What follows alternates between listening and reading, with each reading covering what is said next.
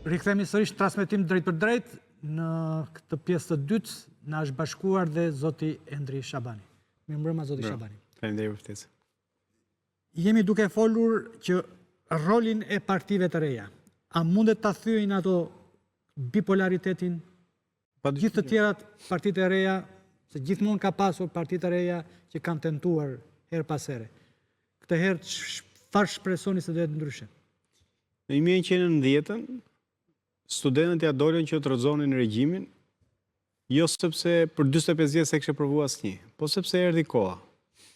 Dhe Shqipëria e 2025-ës nuk është as Shqipëria e 2021-shit, as Shqipëria e 2017-ës, as Shqipëria e 2013-ës, kur ka pas forcat të tjera të reja, apo kur e kanë provuar, Shqipëria tashmë ka ndryshuar. Kemi një realitet që nuk e kemi pas asnjëherë në histori, për herë të parë kemi 250.000 njerëz që do të votojnë nga diaspora, për herë të parë kemi një SPAK që ekziston, është në aktiv, është në terren. Dhe unë kam vënë re punonjës të administratës që 2021 ishin aktivisht fushat, sot janë të tërhequr dhe të friksuar. Kemi hetimin për një rast ku Parlamenti i Shqipërisë postonte votonin numrin 5, ka filluar hetim nga SPAK-u për këtë. Kemi për herë të parë një lodhje të tmerrshme të votuesit me klasën politike, pra Sali Berisha tenton të vi dhe një herë për herë të katër, Edi Rama tenton një mandat 4, janë arrestuar në dyja palët, pra ushtrit e tyre janë shpartalluara. Kemi një koalicion të rinjve që janë bërë bashkë, pra kemi një realitet politik, social, që nuk e kemi pas asnjëherë më parë. Për këtë arsye, unë besoj që ka ardhur dita, dhe jo besoj, jam i bindur që ka ardhur dita që ajo gjë që nuk ka ndodhur deri më sot të ndodhë në 11 maj. Okej. Flokert, ka ardhur dita? Dita ka ardhur, por problemi është që sa mund të bëhet, sa mund të arrihet dhe nga kush mund të arrihet. Përse je skeptik? Jam skeptik për disa arsye. E para, konfigurimi social në Shqipëri është akoma i tillë që nuk e ka krijuar atë çlirimin e tij që të bëjë eksperimente të mëdha, që të bëjë këto kapërcime të mëdha. E dyta, strukturimi i partive të mëdha, pra asaj socialiste dhe asaj demokratike, është i shtrirë në mënyrë të tillë në shoqëri dhe është krijuar një lloj konsolidimi që është e vështirë që të hysh dhe ti çash dhe ti dobësosh që ti je ti i pari dhe ata të jenë i dyti dhe i treti. E treta ka të bëjë me betejat që partitë e reja kanë zhvilluar me njëra tjetrën. Duke u kthyer kështu ose duke u përzier Shabani nga njëra anë, fjala vjen, nga ana tjetër Basha dhe Ali Beaj dhe Dashi dhe Toma dhe tjetri dhe Shehaj dhe të gjithë këta trajtohen si të barabartë, në kuptimin që janë parti të reja e ku diun se çfarë, por nga ana tjetër, një pjesë e mirë e tyre, për të mos thënë të gjithë me përjashtime të ralla si miku ynë që kemi përballë, është i ri në politikë. Të gjithë tjerët janë të sprovuar në politikë. Kështu që po ta shohësh panoramën e plot, po të shohësh konfigurimin e tyre, përplasjet e tyre, mangësitë e tyre, megalomanin e disave, delirin e disa tjerëve, mungesën e organizimit disave, organizimin e fortë të vjetrëve, një gjë që duhet bëhet, është e vështirë të bëhet. Duke futur mes edhe sistemin që e tha dhe Shehi më herët. Pra sistemi elektoral që ne kemi është po ashtu penalizues për ta. Kështu që ka shumë aspekte që janë në disfavorin e Shabanit. Nga ana tjetër, partitë e vjetra, le të themi, pa diskutim që kanë nevojë për demokratizim të brendshëm, që penalizon, ky mungesa e kësaj demokracie të brendshme, penalizon penetrimin e Endrit dhe tjerëve si Endri, po të flas me ti i kemi relatat, në parti, për shembull Endri është i majt. Dhe Endri mund të ishte një eksponent shumë i mirë i Partisë Socialiste. Ka shumë të djathtë të ftylluar që mund të ishin brenda Partisë Demokratike. Ka brenda Si që është Edi Rama që mund të ishe shumir të PD-ja se vajtë e futi kokën patjetër. se Pra, qasë. ka njerëz shumë të mirë arsimuar e kështu me radh që janë në partitë e mëdha. Por problemi i partive të mëdha, nëse mund ta quajmë tillë, është konformizmi. Që po e tha, le themi, kryetari dhe kryesia i shkojnë nga pas. Por në finale, ajo që e pamundson është ndërtimi i social i Shqipërisë dhe shtrirja kapilare e partive të mëdha në çdo qelisë shoqërisë. Unë nuk pije dakord me këtë për diçka. Shiko, duke e marrë të mirë qenë që atë hipotezë që ngriti Flogerti që ne nuk do dalim forcë e parë. Unë nuk mendoj që koalicioni Nisma Shqipëria bëhet apo asnjë nga forcat e reja do dali forcë e parë. Nuk ka për dalë forcë e parë. Por nuk ka nevojë dalësh forcë e parë. Pra, ne mund vendosin këmbën ke dera dhe këtat mos ta mbyllin dot derën. Edi Rama dhe në 2021 ka marrë 48% votave. Pra, nëse Edi Rama bie me 3%, Edi Rama nuk qeveris dot më. Tani duhet ta pranojmë këtë realitet. Sistemi. Që do të thotë, edhe me këtë sistem, nëse ai bie në mënyrë të një traqë me 3%, nëse efekti i diasporës e ule Edi Ramën me 3%, nëse arrestimi i Rovelis, arrestimi i ministrave, dy për cilëve e kemi quar ne në SPAK, e ule Edi Ramën me 3%, ai është në opozit. Ose pasaj në qeveri me koalicion, që është tjetër diskutim. Pra thelbi është, ne mund vendosim këmbën në derë. Dhe duke vendosur këmbën në derë, mund të imponojmë reformimin e klasës vjetër politike. Mund të imponojmë që një rebelim brenda PS-s, që të largojnë Edi Ramën, edhe të vinë me një alternativë tjetër. Mund të imponojmë një rebelim brenda PD-s, që të ndajnë një Remir nga Sali Berisha. Mund të imponojmë që këta dy të bëhen bashkë si akti i fundit të tranzicionit, do të jetë një qeveri që do të bjerë shumë shpejt dhe ta reformojmë, pra të japim fund tranzicionit, ta reformojmë të gjithë klasën politike. Kjo në kushtet laboratorike, zoti Shabani. Por ndërkohë, përse jeni juve të domosdoshëm për këtë proces? Çfarë ju bën juve? Sepse pak a shumë në shumë vende, pothuajse në të gjitha, kemi një politikë bipolare. Partitë majta nga një anë dhe partitë të djathta. Në asnjë vend. Çfarë nuk ka shkuar në këtë vend gjatë qeverisjes së këtyre donë që në asnjë vend, nuk do ketë rotacion PS, PD dhe PD-PS, por do ju krijoj juve hapësirën. Çfarë ka ndodhur që ju jep ju hapësirë? Kam studiuar dhe shkolluar në një vend që si Britania, që ka pas një bipolarizëm historik. Ndërkohë, gjatë kohës që unë kam qëndruar në Angli, janë ndru 6 kryeministra, 6 kryetarë opozite. Pra këtu diskutimi nuk është që është PD-PS dhe po rrin këto dy parti. Këtu janë dy njerëz. Janë në krye dy njerëz me emër dhe mbi emër, Sali Berisha e Edi Rama, që kanë Edi Rama ka qenë në 98, Sali Berisha ka qenë në 92. Shty bësh demokratëve që dhe me non-grata, dhe me gjitha përsh duan doktorin o Endri, se demokracia kjo është, e votojnë e duan të mbajnë. Pra këtu nuk është se ka bipolarizëm, këtu ka dy njerëz që janë koka e Meri Mangës. Ka një rrjet Meri Mangë që ka kap çdo sferë të jetës. Unë edhe si pedagog nuk avancoj dot, sepse Meri Manga që fillon tek Edi Rama dhe Sali Berisha është shtrier dhe në universitet. Kanë kap rektoratin, dekanatet, departamentet, akademinë e shkencave, sportet, tregun. Pra, unë si brez e kam të domosdoshme të largoj të ajo dy nga politika, si për të avancuar si brez. Që këtu thelbi nuk është se janë dy parti, edhe janë ndarë me dy anë, janë dy familje, 3, sepse njëra po shpërbëhes është gjysmë burg e gjysmë jashtë, 3 familje që kanë marrë vendin peng. Ky është thelbi dhe kjo është nevojë historike. Dhe jo prej nesh, padyshim që ne po japim pjesën tonë, jo prej nesh, shoqëria shqiptare është gati për të ndarë nga këta. Dhe këtë, do të thënë, vetëm duhet të mos dalësh në terren për mos të parë. Çdo njeri që del, hypën në një taksi, hypën në autobus, hyn në zyrë shteti, shkon në një dyqan dhe flet me njerëz të zakonshëm, e kupton që Shqipëria e ka ndarë mendjen. Këta nuk do t'i kesh më mbas 11 majit. Se si do të rikonfigurohet skena politike duhet parë, por rotacioni politik ka nisur. Ka nisur në mendjen e njerëzve të ndodhi në 11 maj.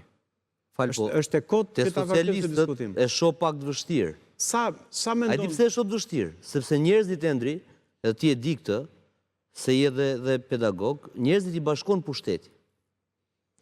Dhe në qoftë se mund të ndodhi një lloj kryengritje tek Partia Demokratike, ku disa gazra mund të krijojnë fraksionet e tyre për të thënë doktorit në qoftë se rezultati do jetë disfatist për ta, nga ana tjetër, pavarësisht kolpove që kanë ngrënë, me arrestimet forta, me goditje politike, ata sërish kanë një lloj Grush bashkuar. po pra, se janë ajo partia që dhe kjo mua më duket e vështirë për tu që kristur. harruan Fatos Nano, liderin e tyre historik për një javë. Pra, prandaj po them që mos vini bast kot, ajo që Shqipëria sot ka nevojë është të shkëputet nga këto 3 familje që kanë marrë vendin peng. Unë besoj që një pjesë e konsiderueshme e shoqërisë është bërë gati, na mjafton vetëm 3% nga PS-ja për ta Tha larguar. diçka shumë interesante, ndjes Pol fjali e fundit. Tha diçka shumë interesante, tha 3 familje dhe nga ana tjetër thanë është ajo partia që e ka harruar liderin për një javë. Pra, këta socialistët nuk duken që i bashkon kryetari. Këto i bashkon ajo që i bashkon që mund ta ndrojnë kryetarin, por ngelen sërish struktura e madhe. Ndërkohë që për palën tjetër është e konfirmuar që realisht i bashkon kryetari, sepse ku shkon kryetari shkon partia. Unë nuk kam problem me socialistët e ndershëm. Jo, nuk e diskutoj, jo. Nuk kam problem me demokratët e ndershëm. Unë kam problem me këta 3 njerëz, të cilët janë kthyer në një kancer për Si do ja bëni që të merrni socialistët që i qëndrojnë kryetarit korrekt për sa ko janë pushtet? Socialistët që do shkojnë të votojnë për Edi Ramën, do t'i shpëtojmë mbas 11 majit. Ka shumë socialistë që nuk do shkojnë të votojnë për Edi Ramën. Ata do t'i përfaqësojmë. Po nëse këta socialistë do ju thonë pas 11 majit që votat tuaja, nëse do jeni definitiv për ndërtimin e qeverisë, duhet shkojnë me Edi Ramën. Çfarë do bëni? Nëse ata socialistë do donin Edi Ramën, do votonin për Edi Ramën se e kanë flet votimi. Në qoftë se demokratët do donin Sali Berishën, e kanë në flet votimi. Ne duam përfaqësojmë socialistët, demokratët dhe qytetarët e pa përfaqësuar, të cilët ju ka ardhur më të hundës me Sali Berishën, me Edi Ramën, me Ilir Metën. Këta njerëz duam përfaqësojmë, këta njerëz do të përfaqësojmë, për këta e kemi betejën. Sepse edhe ne në to 34 vite kemi votu. Disa nga ne mund të kenë votuar PS-n, disa kanë votuar PD-n, por ka ardhur momenti që mund t'ja japin më dhe një shans të katër as Edi Ramës, as Sali Berishës. Dhe një pjesë e konsiderueshme e shoqërisë e ka këtë betejë. Dhe në veçanti shtresa e mesme, cilën ne duam të përfaqësojmë, për cilën ne po luftojmë, sepse shtresa e mesme është ajo që e vuan. Se çfarë bëjnë këta? Këta i ulin taksat atij 1% që është jashtëzakonisht i pasur në Shqipëri, nuk kanë çati bëjmë pjesës më të varfër se s'ke çati marrësh më, dhe gjithë barra e taksave, e gjithë vështirësia e jetës këtu bjen për shtresën e mesme, e cila pastaj largohet dhe emigron. Dhe po të shohësh demografinë e emigrimit, ne humbasim në mënyrë sistematike stresën e mesme. Dikush duhet luftoj për këta, dhe ne duam të luftojmë për stresën e mesme, pavarësisht nëse kanë votuar për PS-n apo për PD-n të shkuarën. Çfarë shqetësimi keni me demografinë? Sepse me hapjen e kufive njerëzit mund të lëvizin ta ndërtojnë jetën ku të munden. Nëse don në Shqipëri ka qenë jeta është magnetike, shkon drejt poleve ku janë më tërheqëse. Ka qenë një nga arritjet më të mëdha lëvizja e lirë. Populli ynë ka vujt jashtëzakonisht shumë, prindërit e mi kanë vujt jashtëzakonisht shumë faktin që kanë qenë të izoluar.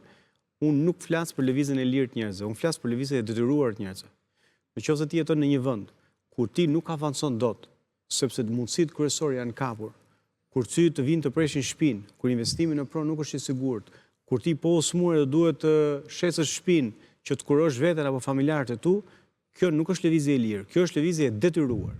Dhe kur një popull humbet nga 4 milion banor në 2 milion banor, kjo nuk është lëvizje e lirë. Shikoni, këta e kanë marrë, këtu e ke që nga 2000 deri në 2022. Po ta shohësh që nga 1992 dhe deri më sot, kushdo që ka qeverisë të vend, Sali Berisha, Ilir Meta, kur ai qenë kryeministër, Edi Rama, Sali Berisha sërish, Edi Rama, nuk kanë bërë asgjë për t'i ofruar një mundësi që shqiptarët ta shohin të armën e tyre këtu, në vendin e vet. E kanë përgjysmu këtë popull. Dhe kanë bërë me këtë popull atë që vetëm pushtuesët mund ta kenë bërë. Kështu që në këtë pikë nuk po flasim për lëvizje e lirë, po flasim për lëvizje të detyruar, ku njerëzit mbledhin lek borxh, rrezikojnë jetën për të shkuar jashtë apo për të çuar fëmijët jashtë. Dhe ne duam t'i ofrojmë një perspektivë. Poli? Shko, ky është një proces, është një proces dialektik, të cilit i ka ardhur koha. Është një kohë, domethënë, Ne nuk kemi patur as demokraci funksionale, s'kemi patur as ekonomi tregu funksionale. Ne kemi patur një kontratë 34 vjeçare mes klientëve të politikës, të cilët janë biznesmen apo oligark dhe krimit të organizuar. Kjo e ka bukosur Shqipërinë, pastaj gjitha këto janë pasoja kapja e partive, nuk bëjnë as zgjedhje për kryetar, as forume, as ndryshime litash, kanë kapur ekonominë dhe po ta shikojmë, diskutuam pak më përpara, flasim broçkulla, flasim ëndra, sepse ty këtu nuk të funksionon as investitorët e huaj nuk të vinë, do të thuash ti pse s'vin ekonomi tregu. Pse habia është pse s'vin kush nuk i lejon. Do shta jemi tregu i vogël? Jo, s'është tregu, po jo ma i kenë Maqedoninë e Veriut, të thashun. Tetova është e gjitha zonë e lirë. Këta nuk lënë një zonë të lirë ekonomike. Edhe procesor, Mercedesi, teknologjia e lartë, gjitha prodhojnë atje. Vinë kompanit e mëdha, se ju ka krijuar qeveria, politikat qeveritarë. Kurse klientët e qeverisë nuk e lejojnë. Importuesi nuk e lejon fermerin këtu të mbaj. Këtu janë, a e diti, do më thënë që në 12 vjetë këtu është 1/3 e baktive që ka gjetur kjo qeveri në Shqipëri. Pse? Sepse duhet vi mishin nga Brazili.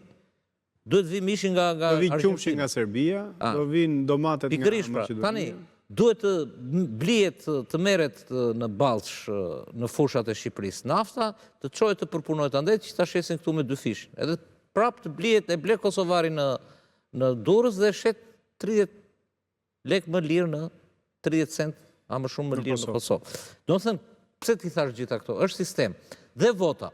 A e kupton ti se ku jemi neve tani, për shembull, votimin elektronik janë dhënë 30 milion euro. Është vendosur nga opozita nën kryetarja e KQZ-s, që është dhe tani aktualisht. Janë bler pajisje, është bërë tenderi, ato gara e gjithë e tjere.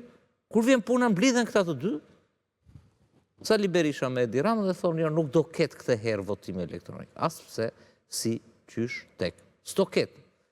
E mban mend në 2021-shin, doli te njësia numër 10, siç doli te njësia numër 10 për 2 orë, ashtu ishte edhe gjithë Shqipëria. Ishte i saktë në kuptimin edhe si sondazh. Pse? Pse s'do ketë votim elektronik? Qoftë edhe të paktën Fieri, Tirana, ku diun dhe Durrësi. Kur janë dhe legë. Dhe kjo është një thirrje për Spakun që ta hetojë, duhen futur njerëz në burg sepse janë dhënë parat, është bërë projekte e tjera dhe këtu në rastin më të mirë ka shpërdorim detyre për mos në korrupsion. Iku kjo. Tjetra, këta tani Mbaje për pjesën tjetër. Po. Regjia Kreshnikun, ju lutem. Zoti Spaju, nuk e di e kemi apo jo? Po, të dëgjoj. Cilat mund të jenë argumentat e fushatës elektorale të partive të reja? Çfarë duhet të artikulojnë? Dëgjoj, mendoj që partitë e reja deri më sot kanë bërë një performancë shumë të mirë, shumë pozitive.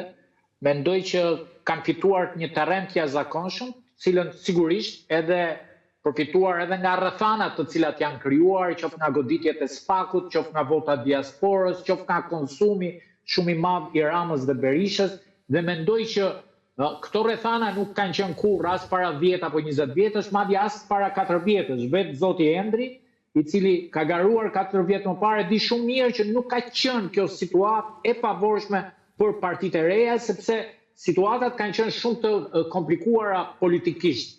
Ajo çfarë realisht duhet konsideruar që partitë e reja kanë një frymë liberale, një frymë e cila sigurisht është shumë e vlefshme për imazhin liberal në cilën duhet prezantoj Shqipëria dhe që kompenson ata agresivitetin e leadershipit të vjetër, arrogancën e dy liderëve kryesor të politikës shqiptare, ndonse nuk e di nëse do të jetë rezultative apo jo, sepse po të vëmë re edhe në Europën perëndimore, ku niveli i demokracisë është më i lartë, partitë liberale nuk kanë qenë shumë të suksesshme në rezultat. Partitë më të suksesshme kanë qenë ato të ekstremit djathtë apo të ekstremit majt, që do të thotë partitë radikale.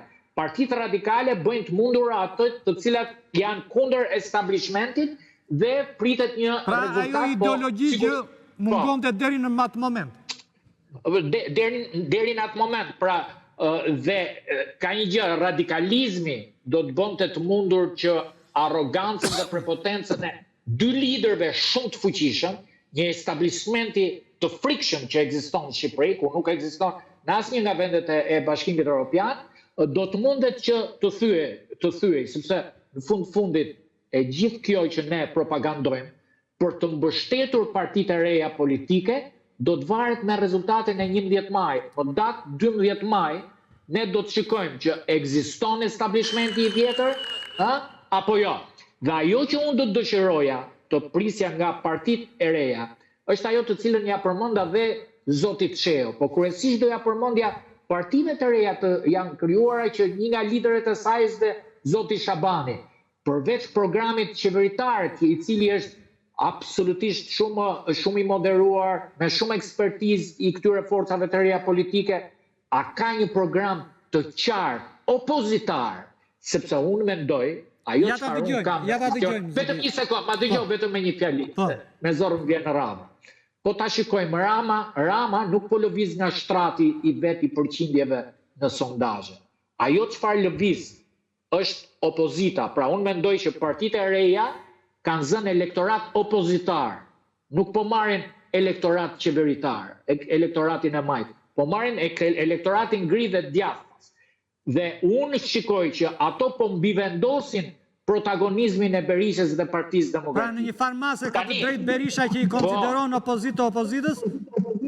Jo, lere tani se, kjo është, ai ashtu do thot 100 vjetë. Unë po them, leqë t'jesh opozitës është gjëja më normale, sepse edhe ai është opozitës. Dhe ai është opozitë Agronshejait, opozitë Endrit, opozitë Adriatikut, opozitë e Arlind Qorrit, pra se kush e ka lënë monopol apo trashëgimi? Baba ati? Tani unë duhet të them një gjë tjetër. A janë të përgatitur partitë e reja për një program më të mirë se PD-ja opozitar për të çmontuar në 4 vitet e ardhshme Edi Ramën nëse ai do të jetë në pushtet? Se dakord, programi qeveritar është që se do jesh qeveri. Por tani çfarë ndodh? Që ti jesh një qeveri, se këtu duhet dalë. O duhet të marrësh 70%, 51%, 71 deputet, pra këto partitë e reja të marrin 71 deputet, ose duhet të hynë koalicion me dikë. Pra këto janë më të përgatitura të jenë koalicion qeveritar, apo janë më të përgatitura për të qenë në opozitë. Ja ta dëgjojmë zoti Shaban. Kjo është shumë e qartë për ta. Po. E para i uroj Krishtikut gëzuar ditëlindjen, se me që e kemi live. Faleminderit. Tani, ne e kemi në thelb, kemi 6 reforma për të shtur atë që ne qymë rrjeti Merimangës, që është rrjet nepotik i fijeve të korupcionit dhe krimit organizuar. Nuk kemi dalë ne me propozime do rrisim pensionet, rrogat e tjera, sepse ne jemi përgatitur për të luftuar me këtë klasë politike, sepse kuptojmë shumë mirë që nëse ne nuk luftojmë korrupsionin në arsim, çoja sa duash ti. Pra jeni për luftë guerile, jo luftë frontale. Luftë institucionale, sepse nëse ne nuk heqim Merimangën e arsimit për shembull, çoj sa duash lek universitetit dhe i vjedhin ata. Dhe këtu thelbi është, ne jemi shumë radikal në propozime, po edhe në veprime. Ne nuk është se kemi gjuhë radikale, po i kemi çuar spak, kemi çuar 6 çështje në spak. Dhe nuk kemi friksu, kemi çuar oligark, kemi çuar ministra, kemi çuar për fonda ZBR-s që përfshihen njerëz shumë pushtetshëm në Shqipëri, përfshi fije të krimit organizuar. Ne, do të thënë, me veprime kemi treguar që kemi guxim.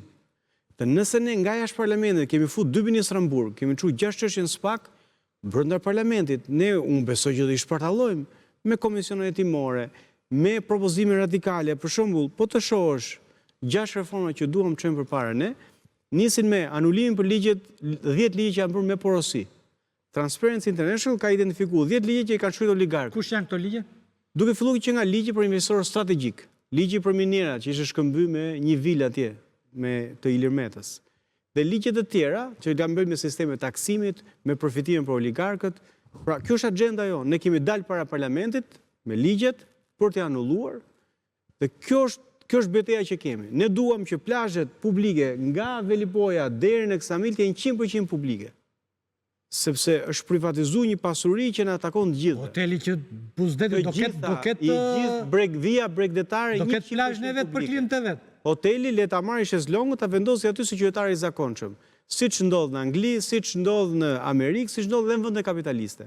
Via bregdetare është e gjithëve. Hoteli le të ndërtohet atje lart. Ne duam që kur një ministër, një kryetar bashkie, një drejtor shkarkon njerëz nga puna dhe gjyqi i rikthen në punë ose jep dëmshpërblim 5 paga, 10 paga, 12 paga, paguajnë ata. të merret nga xhepi i personit që ka shkel ligjin, pse të paguajmë ne nga buxheti E ka publik. gjithë bota këtë ligj, ka vajtur në parlament, nuk e Ne miratoj. duam të konfiskojmë pasurinë që është vjetë shqiptarëve. Edhe në këto ministra që kanë shkuar në burg për shkak kallëzimeve tona. Ne semi të kënaqur me arrestimin e tyre. Ne duam konfiskimin e pasurisë që është vjetë. Nëse janë ndërtu vila, ato vilat bëhen qendra shëndetësore. Tani më radikal se ka që unë s'di si t'jem. Dhe jemi me veprime. Pse? Sepse vetëm nëse ne e shturim të rrjetin e Merimangas që e ka marrë vendin peng, pastaj jemi në kushtet për të folë, për të propozuar rroga, pensione, sistemin e taksimit dhe gjithë gjërat e tjera, të cilat në fakt janë një program i mirë qeverisës. Ne jemi përgatitur për betejë. Dhe është një betejë që nuk na ka mungu guximin për ta bërë as jashtë, jo më pastaj nga brenda. Si jeni duke zhvilluar fushatën, sepse fushata tek e fundit do është kërkon edhe financime. Nuk po them në Amerikë do që ka të paktën 20 vjet që fushata një kandidati presidencial e ka kaluar shifrën $1 miliard. Por këtu si funksiononi përmes rrjeteve sociale? Ne kemi një buxhet që na jep KQZ-ja, kemi disa donacione që na japin mbështetësit tanë, po në thelb janë një celular, i pal atletet reja, flet palosje në dorë dhe derë më derë, treg më treg, rrugë më rrugë, lidhje live me celularin, postime, i bie më derës, japin flet palosje, takojmë janë të efektshme këto rrjetet sociale? Jashtëzakonisht eficiente. Në kuptimin, unë komunikoj vetëm një nga faqe, përse faqe që kam në Facebook, komunikoj me beso 200.000 njerëz në ditë. Janë rreth 6 milion shikime në muaj. 200.000 njerëz në ditë? 200.000 njerëz në ditë. Pra 200.000 shikime në ditë, ne komunikojmë vetëm nga faqja ime në Facebook. Unë do të i tregoj, po dua statistikë. Okej, jo. Pas emisionit. Ne komunikojmë përmes numrit të telefonit. Mbështetësi që kemi identifikuar se kemi 14 vite rrugëve ne. Njerëz që na kanë mbështetur për kauza të ndryshme, na kanë dhënë numrat e telefonit, me ata i marrim telefon, i çojmë email, i çojmë mesazhe, i ftojmë në për takime që kemi. A ekziston rreziku që, okej, si parti e re, si të rinj, mund të shikojnë me simpati, po ndërkohë ajo reminiscenca, ajo inercia për të votuar partit që kanë votuar deri tani, apo e ndjeni që mundet të dëmtoj? Shikoni një gjë, për të kuptuar, takimet tona vetëm në një javë. Këtu e shi, ishim 2 orë në shi, që 300 qytetarë që përqendronin. Këtu jemi në një lagje të thjeshtë të Tiranës. Këtu jemi në Elbasan. Këtu jemi në Gjirokastër. E kështu vazhdon me radhë në Londër, kështu vazhdon në Korçë, kështu vazhdon në Lushnjë, kudo që shkojmë, ke qindra qytetarë që vinë. Tani, mendoni pak, përballë kemi një establishment që ka struktura, që ka shtetin, që ka parat, që ka 1000 forma organizimi, dhe me gjitha të, mira qytetarë dalin publikisht në takime që ne i bëjmë në ambientet të hapura, edhe sepse pra s'kemi kosto, pra vendosim 3 karrige, një skene dhe fillojmë flasim njerëzve, vinë aty. Kjo besoj tregon që njerëzit e kanë thyrë frikën dhe që mbas 500 njerëzve që mund të jenë në një takim, në një shesh të madh publik, janë 10, 20, 30 fishi që janë nëpër shtëpia që besoj që do na votojnë, por që nuk kanë ardhur në takim. Në pyetje për zotin Shabanin? Kam vënë re, domethënë që dihet ajo retorika e Sali Berishës që gjithë partitë e tjera alternative, ashtu siç tha dhe Kreshniku, i quan opozitës. I quan opozitë e opozitës, kur kuptohet domethënë sepse do të jetë ai në kryet që pastaj ato pazaret atje si kodin zgjedhor, amnistit t'i bëj ai, domethënë mos ketë asnjë faktor tjetër se kaq e thjeshtë është kjo. Punë monopolesh është. edhe kullat ndoshta, edhe shumë koncesione që janë bërë në marrëveshje të jenë bashkë edhe të vazhdojë kjo siç ka qenë.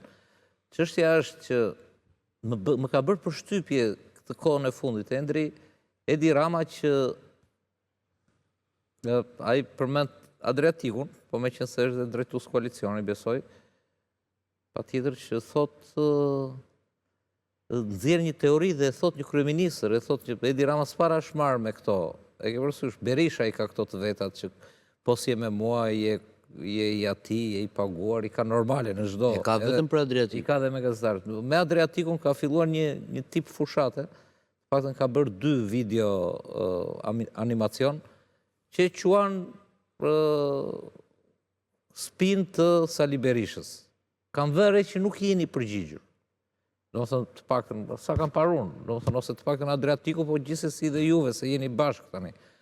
Kam vëre që nuk jeni përgjigjur, se bëhet fjalë për Edi Ramën, për kryetarin e PS-s dhe kryeministrin. Dhe është akuzë. Shiko, ne jemi E koalicion. hapur, do të thënë e thotë hapur që këta janë të Sali Berishës, janë spinet të Sali Berishës. Ne jemi në koalicion Ushtar. dhe në fletën e votimit, këtu jemi në listë hapur. Pra, unë jam kandidat, Adriatiku është kandidat, Pano Soko është kandidat, Dorina, Brunilda, gjithë janë kandidat që garojnë, sikurse gjithë bashkë edhe secili me garën e vet. Kështu që në këtë pikë besoj që i takon Adriatikut për të përgjigjur, me sa e kam parë i është përgjigjur. Ajo që unë dua të them është që kam parë ndonjë përgjigje kështu. di që ka bërë një 2 përgjigje, po ai ka zgjedhur betejën. Mënyra, okay. Dhe duke qenë se është nominale për Adriatikun, i takon Adriatikut që t'i përgjigjet.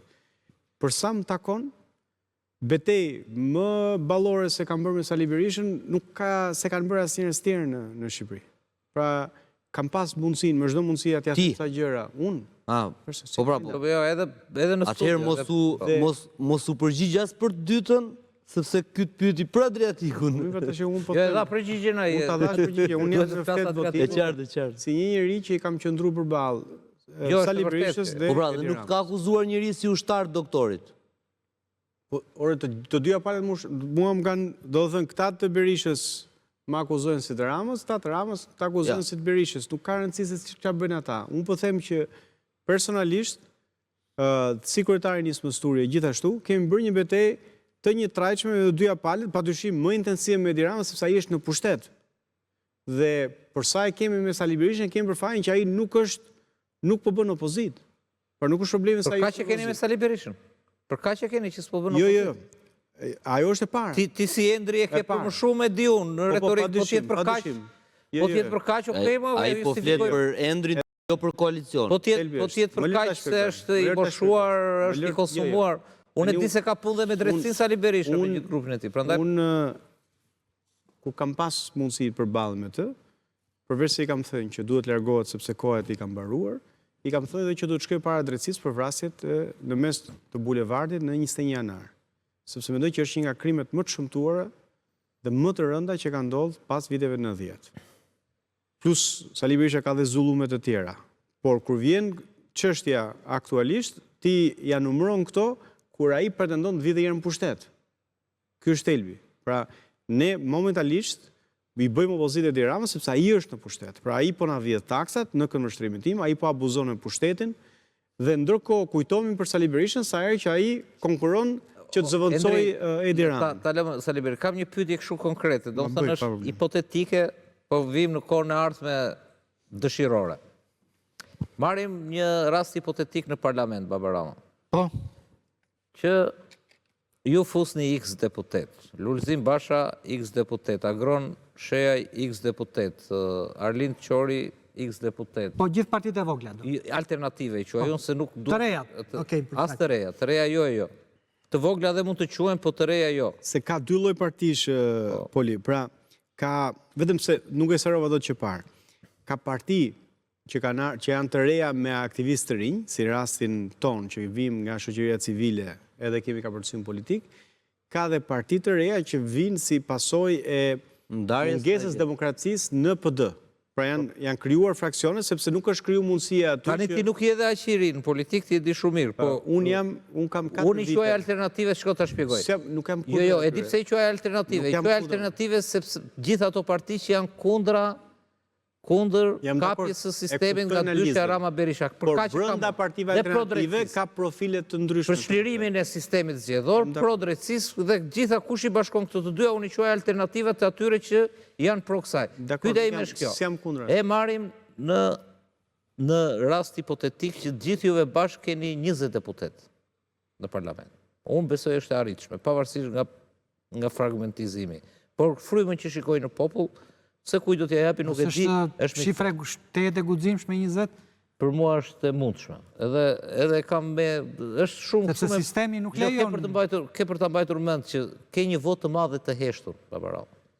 Është e heshtur... 20 deputet thënë 15%. Shko, presioni, Babarama, presioni 12 mëdhenjve... Por në shumicën e qarqeve, vetëm mundet të arrihet Tiranë, që të merrni në Durrës... Nuk bene sapet ashtu si që janë bërë shto palësjedhje. Unë besoj që ne jemi shumë mirë në të paktën e 6. Sistemi i njëjtë është. Sistemi është i njëjtë, po fryma është... Pra në qoftë se kanë 20 mandate. Po, marim hipotetike, rastin hipotetik, 20 mandate. Kush janë rastet në parlament që ju të 20 bëni juve vetë, do më thënë, jeni të gatshëm që me gjithë ta 20 të tjerë, të bashkojnë votat. Të bashkoni votat. Ajo agenda që të përmenda pak më herët, pra për të hapur tregun, për të vendosur... Nuk ka në parlament diskutim për të hapur tregun. Po se paska për shembull një projekt ligj. Unë them për gjëra më kardinale, po mirë më Po ju më janë të rëndësishme ato? Po unë e di që janë të rëndësishme, po para... Po tregun nuk e... Tregun se ka mbyllur parlamentin... Por mua janë të rëndësishme, tregu e ka mbyllur parlamenti. Ligji përgjithësor strategjik... Po parlamenti kush e ka kapur? Tregun. E ka mbyllur tregun, ka poligar. E ka kapur vota. E ka kapur poligar. Okej, dakord. Dakord, të cilët i kanë të dyja palët. Do thë në këtë vend, kur ndrohet pushteti, ndrohet dhe pastruesi, vetëm oligarku qëndron. Sepse praktikisht i kanë të dyja palët. Por bashkohemi për fuqizimin e SPAK-ut, bashkohemi për kodin zgjedhor, si jemi bashku deri tani, qofse ishte kjo si pyetje, dhe bashkohemi për të gjitha këto reforma që shturin kapjen e sistemi që është bërë nga rrjeti Merimangës. Për shembull, një gjë që ty më mos duket shumë e madhe, për mua është shumë e rëndësishme, është kuvizimi mandateve në të gjitha funksionet, nga kryeministri, pra që jo më shumë se 2 mandate, deri ke dekani i universitetit, i cili nuk mund të ketë 8 vjet dekan, 8 vjet rektor, 8 vjet tjera dekan, e kështu me radhë. Për vettingun që është bllokuar atje, që e kanë bllokuar të dy prapë vettingun. Pra, për reformë, për konsolidimin e reformës së drejtësi. Tani, por edhe për atë, padyshim. Mundëm? Endri, do e nis nga kjo që të pyeti Poli për ta vazhduar bashkëbisedimin. Dhe ne kemi prova për këtë. Vetëm një sekond. Ne në Këshilla Bashkiake kemi bashkëpunuar, për shembull, unë kam bërë disa iniciativa, një ka qenë për ngrit komisionet timore në Këshillin Bashkiak për rastin e 5D-s, unë kam bashkëpunuar me këshilltarë të tjerë të opozitës, përfshi këshilltarë që janë me PD-n e Bashës, përfshi këshilltarë që vinë nga LZHK-ja, disa nga këshilltarët e PD-s, pra kur jenë në opozit dhe kur ka disa kauza që janë me interes publik, padyshim që do bashkëpunojmë. Ju me drejt thatë, në qoftë se ne nesër do jemi të konfiguruar si që parashtroj formulën ose ushtrimin Poli, për disa çështje kardinale dhe më pak kardinale, ne do bashkonim votat dhe është ajo fizionomia që ju e projektoni shtetin si duhet funksionojë dhe rregullimet që duhen bërë në sistem. Ka një, dhe kjo në një farë mënyrë, kur e thua kështu, mua si votues nga shtëpia, them, ore, sa bukur. Jo sa bukur, po pse të mos ja jap një shans këtyre trive, ata që deri ishin pesimist sepse do e çoj votën dëm sepse ky sistem, sepse këta nesër mund të bashkohen. Por nga ana tjetër, çfarë do i thoja atij qytetarit që direkt do i vinte ndërmend kjo tjetra që ore këta do u bashkohen këta në parlament, ku këta nuk u bën dot bashk për të hyrë në zgjedhje. Na u bën 11. Kjo është politika e disfatizmit. Jo me bashkohen që të shkojmë me të. Shiko. Kjo është e 12, më fal, e disfatizmit. Këta bashkojnë blokojnë në qeverinë, valla. Vetë një grupe më vete, këta bashkojnë. Ja kërkova këtë përgjigje Endrit, se dhe unë mund të mendoj si ty. Unë mund të mendoj si ty, po ai që është tek shtëpia mund ta ketë tani sot, i del nesër Rama dhe ju thot tyre, po ç'a mendoni që do bashkohen këta më? Po këta duan të hyjnë në parlament, se këta ishte për të bashkuar bashkoheshin. Është qetësim i drejtë. je duke folur me një njeri që është bashkuar, por ne kemi krijuar një koalicion të rinjve, ku 2 nga 3 forcat e reja që kanë dalë rishazi janë në këtë koalicion. Ne kemi bashkuar një forcë tjetër të re që është Lëvizja për Drejtat e Punëtorëve. Ne kemi marrë një grupim që ka ardhur nga diaspora. Pra, unë jam, sepse unë nuk kam hyrë politikës për të bërë dikush, kam hyrë për të bërë diçka. Dhe pa dyshim që do bashkëpunojmë me të gjitha ata të cilët kanë një agjendë të përbashkët. Dhe unë besoj që brenda parlamentit, kur çdo që t'ja dali të hyjë dhe është në përballë klasës vjetër politike, do ta detyrojmë, edhe duke ekspozuar, duke thënë kjo është beteja, ky është propozimi, tani ose hajde ose sepse ju votat për këto gjëra kryesore të shëndetit të gjitha. Pastaj nëse ata nuk do duan, le ta bëjnë pastaj dorë votuesit. E fundit, por risku i madh që ne kemi vetëm një precedent të një partie të re, të dalë nga një partie vjetër, jo të lindur si ju me Adriatikun e tjera me radhë, që ja ka dalë të bëhet kingmaker, që është Lëvizja Socialiste për Integrim. Dhe sot që flasim, çdo sondazh, po absolutisht çdo sondazh, dhe ju e konfirmuat që njëra nga 3 familjet është drejt shpërbërjes, ka treguar që ka qenë dështim. Pra, në vend që të ishte një kingmaker që të bënte një balans të mirë qeverisjes, u kthye, sipas votave, sipas projeksioneve, në një të keqe të sistemit që ajo tepsia e famshme që për mua... Pra pyetja e Flogertit është pse... Do ka ta ndiseni si LSI-a? Pse besoni se ju mund ta korrigjoni sistemin, kur sistemi juve mund t'ju përshtas brenda tij? Dhe si i përgjigjeni shqiptarëve për këtë, që mund të thonë që... Për shqiptarët i këtë përgjigjen, po. Rruga e Ilir Metës përfundon ke burgu 313. Në qoftë se ka në një të ri që e ka zili rrugën e Ilir Metës, do duhet marrë përsipër të shkojë tek burgu 313. Ilir Meta i ka hyrë politikës dhe rolin e kingmakerit e bëri për të pasuruar veten dhe familjen e tij.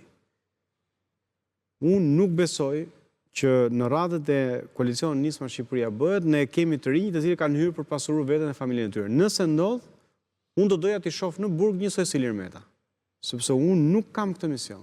Pra misioni jonë është transformojmë Shqipërinë. Dhe roli kingmakerit në vende të tjera të botës është bërë nga njerëz të përgjegjshëm, që ja kanë dalë të imponojnë agjendën e tyre të ndryshimit klasës së vjetër politike. Në Shqipëri ka qenë pazargjinj. Dhe këtu në 34 vjet ta janë bërë bashkë, po janë bërë bashkë kundër shqiptarëve. Po çfarë u bë Sali Berisha me Edi Ramën tash sfundi bashkë? U bën për amnistin penale për të falë ata që kanë vjedh lekë të shqiptarëve dhe ata që kanë vjedh votat. Kështu këta janë bërë bashkë, do të bëhen bashkë, kjo nuk është një risi. Këtu thelbi është të luftosh për interesin publik. Dhe unë e kam betej, ndoshta e kam më personale se ç'duhet, me këtë rrjetin e Mirimangas që ka kap çdo sferë tjetër, çdo sferë, hidh syt ku duhet. Ore në sport, në art, kudo që të hedhësh syt, është i njëjti grup. Janë të njëjtët njerëz dhe po ti gërmosh fijet, vinë te koka e Mirimangës. Është sistemi pra. I cili duhet shtur. Unë për këtë i kam hyrë politikës. Të shtur këtë sistem. Dhe të thur një sistem tjetër meritokratik. Ta shturim këtë, të krijojmë garë, të krijojmë kushte që brezi ynë në çdo fushë të jetës të konkurrojë dhe të eci më i miri. Dhe nëse ti dështon, ta di që duhet po punove më shumë, po studiove më shumë, mund të dalësh përpara. Edhe pse ti je një model që ja ke dalë, kështu që unë regjia ju lutem më lidhni me zotin Spaju. Mangos kur jam kthyer nga Britania. Po, zotin Spaju, keni pyetje për zotin Shabani? Jo, kam një sqarim për auditorin dhe për shikuesit për një frymë pesimiste e cila në mënyrë të paargumentuar ka krijuar argumentin në cilën thuhet që partitë e reja nuk do kenë sukses sepse do kenë fatin e gjithë partive të reja apo fraksioneve që kanë pasur më parë. Unë jam nga ata të cilët me shumë modesti ju tham, partitë e reja sot do kenë sukses më shumë se partitë e reja në të shkuarën. Për këto 4 arsye. E para, Shqipëria nuk është ajo e disa viteve më parë dhe shqiptarët janë më të ndërgjegjësuar që klasa e vjetër politike duhet ndryshuar.